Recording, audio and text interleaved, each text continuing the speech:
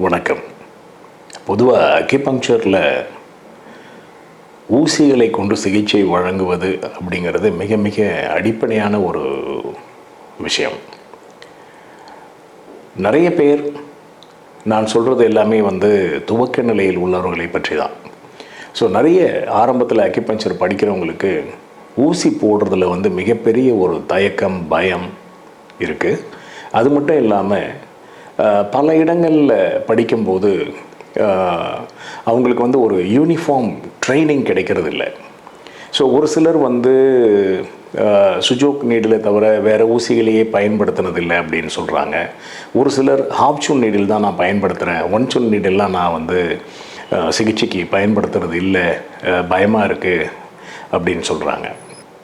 So acupuncture சிகிச்சையாளர்களுக்கு ஊசிகளை பற்றிய ஒரு தெளிவு வேணும். இன்னும் சொல்லப்போனால் யாருக்கு எந்த ஊசியை பயன்படுத்தணும் அப்படிங்கிறதெல்லாம் கூட நிவாரணம் கிடைப்பதில் ஒரு முக்கியமான பங்கு வகிக்குது.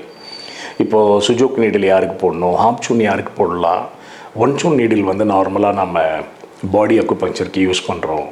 அதை விட பெரிய நீடில்ஸ் 1.5, 2, 3 சூன், 4 சூன், இன்னும் சொல்லப்போனால் 9 சூன் நீடில்ஸ் வரைக்குமே பயன்பாட்டில் இருக்குது.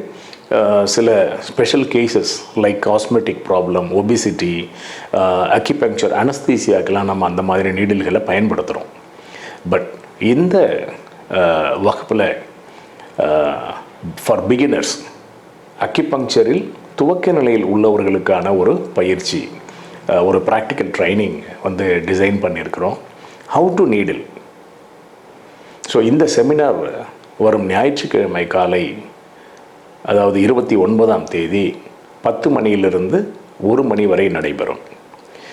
வழக்கமாக செங்கற்பட்டில் டாக்டர் வஹாப்ஸ் காம்ப்ளெக்ஸில் பேராசிரியர் டாக்டர் அப்துல்லா சேகு பயிலரங்கத்தில் இந்த பயிற்சி வகுப்பு நடைபெறும். வழக்கம் போல் இந்த வகுப்பிற்கு உற்சாகமும் ஊக்கமும் வழங்கிய அட்டாமா தலைவர் டாக்டர் சபீர் அப்துல்லா அவர்களுக்கு நன்றி.